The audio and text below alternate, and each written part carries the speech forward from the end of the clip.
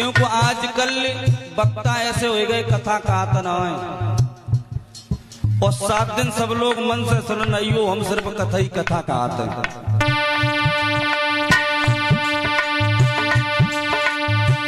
गंगा के नहाए पापी लोग तरी जाए, गंगा के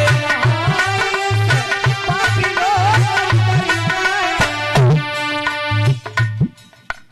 आपने कोई पाप किया या धोखे से हो गया तो महाराज सबसे पहले लोग क्या कहते हैं, अब जो भाव सो भाव, लेकिन एक बार ऐसा करियो गंगा जी जरूर नहाइयो, गंगा स्नान करियो तो पाप धुल जाए। और अगर ऐसा हो ही जाए तो हमारी समझ में अगर थोड़ो कोई दिमाग लगा ली तो रोज गैया काटे और तीसरे दिन गंगा स्नान करिए, काहे को पाप खत्म हो गए। लेकिन जब सोचिए कि भाई गंगा के बीच में कई एक मछलियों पड़ी जो रोज स्नान कर रही, पड़ी है नहीं पड़ी, और रोज स्नान कर रही लेकिन बिना को उद्धार हो आज दिन तक है।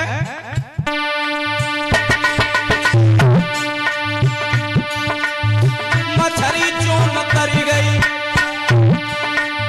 मछली जो न तरी गई, जाको गंगा भी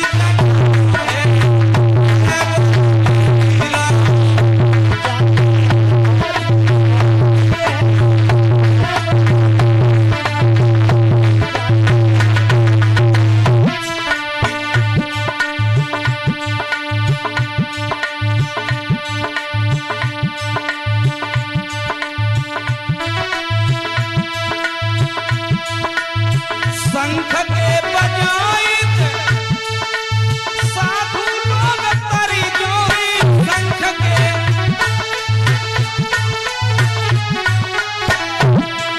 एक जो बात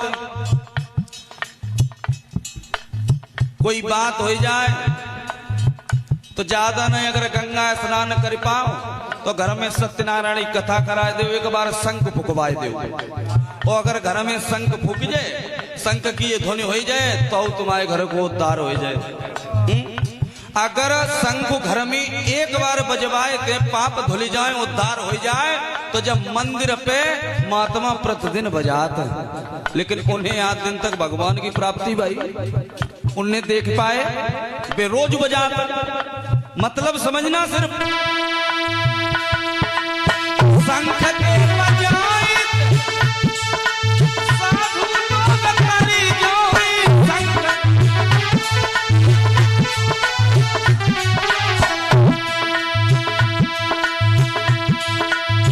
गधा जो न करेगा, गधा एक बार जरूर देखियो जब गधा चिल्लाए तो बस शंख के ही आवाज से बाकी आवाज मैच हो जाए। लेकिन काऊ बालक की महतारी से जब पूछा जाए कि तुम्हारी लला की आवाज कैसी है, काऊ की महतारी कह दी कि माई लला की आवाज अच्छी ना कह सकती है, क्योंकि माँ की ममता ही विलक्षण होती। अब ऐसे ही गधा की मम्मी को पूछो कि तुम्हारी लला की आवाज कैसी है, गधा तो न करेगा जाको संकई जैसो शुरू है।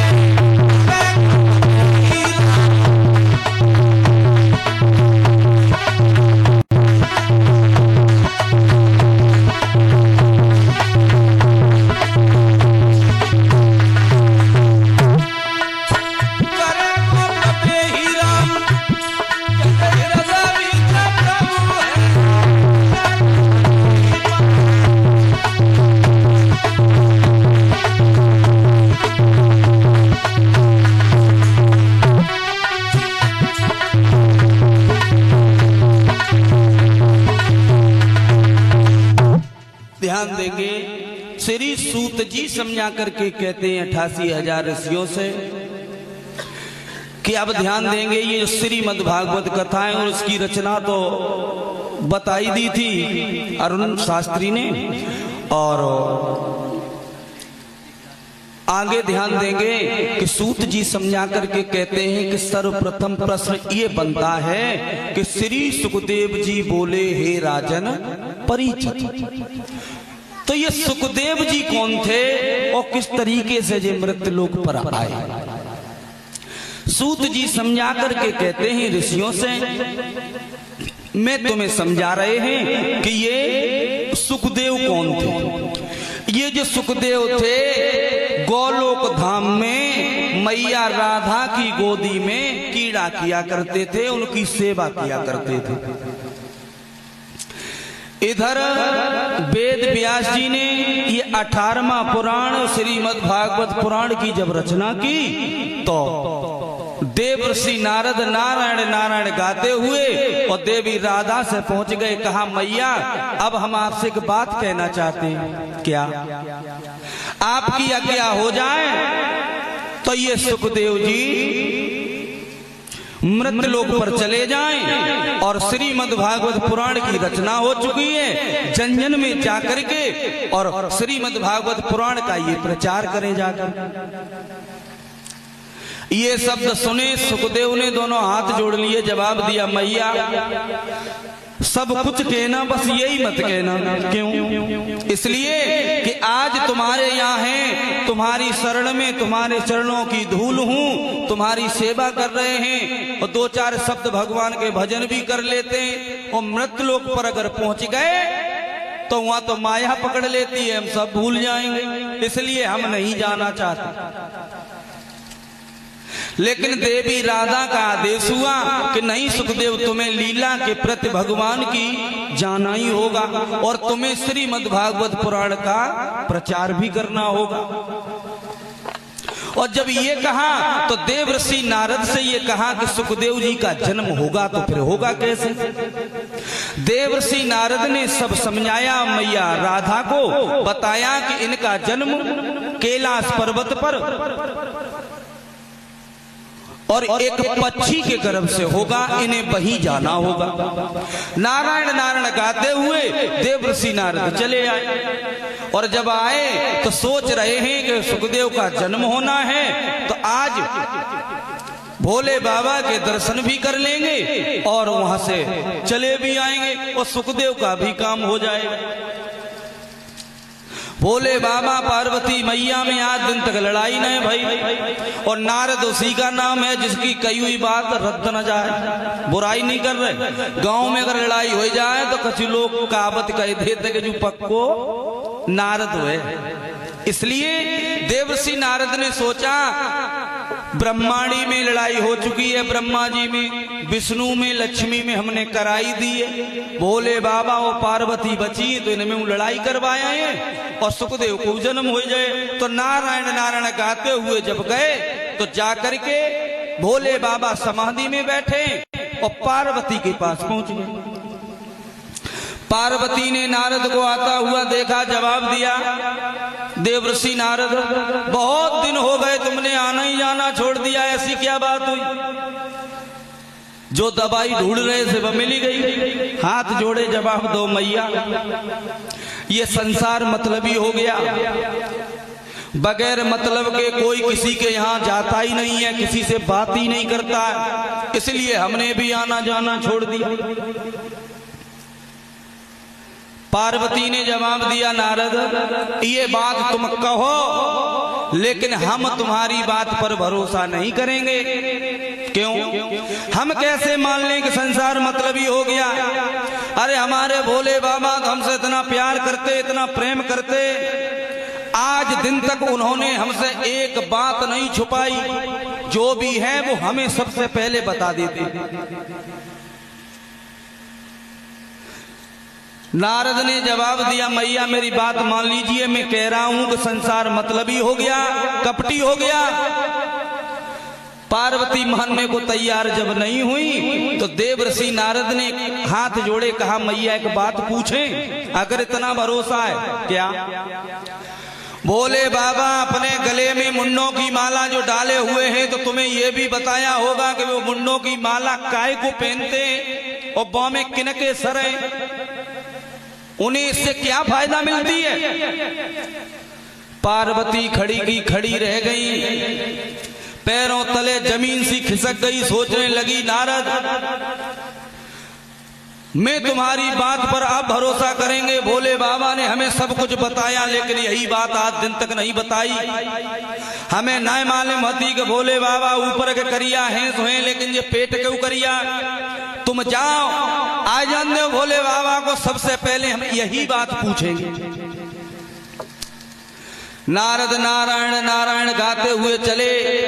भोले बाबा को एक आवाज लगाई है कि भोले बाबा मैया याद कर रही है, घर में जरूर पधारना। सोचने लगे देवर्षि नारद, घर में तुम्हारे कदम पड़े, मैया तो याद जरूर करेंगे। भोले बाबा जब तक गए तब तक पार्वती ने मलिन वस्त्र धारण कर लिए और कोप भवन में जाकर के लेट गई। आवाज लगाई देवी देवी, लेकिन पार्वती नहीं बोली। पास में पहुंच गए, जवाब दिया पार्वती ऐसी बात क्या हुई, कोई हमारा तुम्हारा झगड़ा हुआ नहीं, और फिर तुम काय को क्रोध में। पार्वती ने जवाब दिया भोले बाबा तुमने आज दिन तक मैं मानती हूं कोई बात हमसे नहीं छुपाई, लेकिन एक बात काय को छुपाई, हमें ये बता दीजिए जो तुम्हारे गले में ये मुंडों की माला है काय की है, क्यों डालते हो, इससे तुम्हें क्या लाभ मिलता है।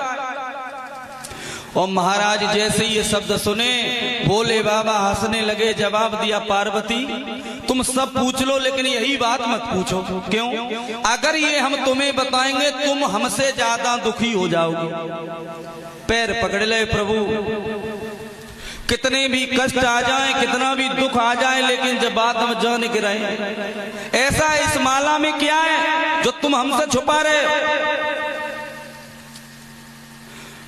आज भोले बाबा ने जवाब दिया पार्वती नहीं मानती हो तो मैं तुम्हें बता रहा हूं, ये माला किसी गैर की नहीं है।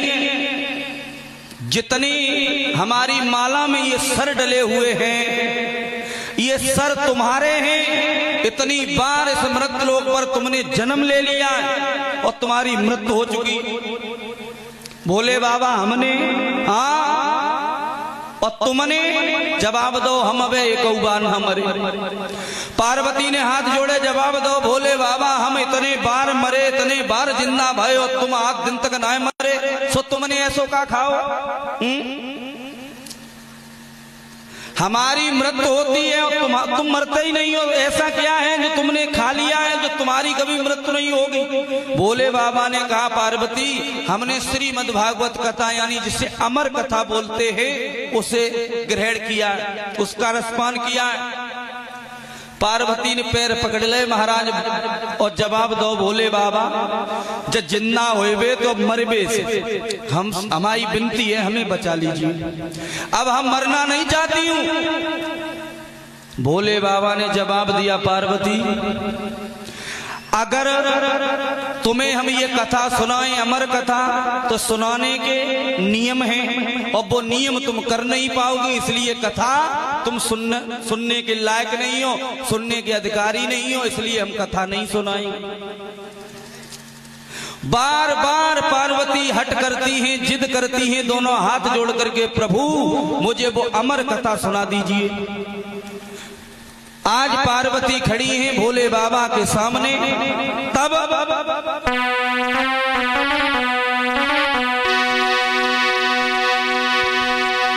पार्वती बोली कि जो कपट करे निज पत्नी से वो मर्द अभागा होता है, और जो नारी पति संग दगा करे बतो खाए नरक में होता है। वो नारी पति संग दगा करे बतो खाए नरक में होता है।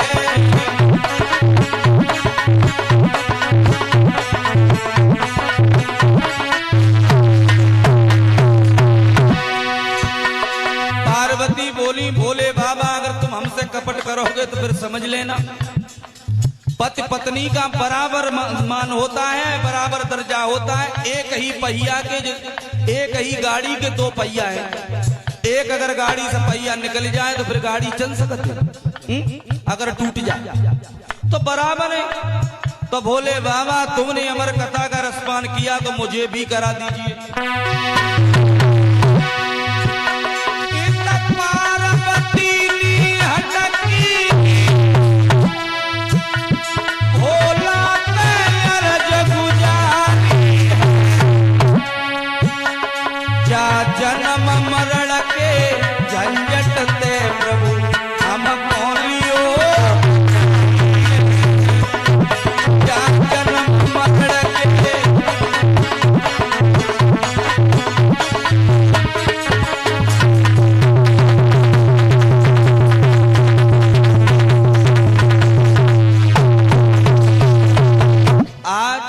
पार्वती ने बार बार निवेदन किया, भोले बाबा ने कहा ठीक है पार्वती, इसके नियम होते क्या, जब हम अमर कथा सुनाते हैं तो तुम्हें एक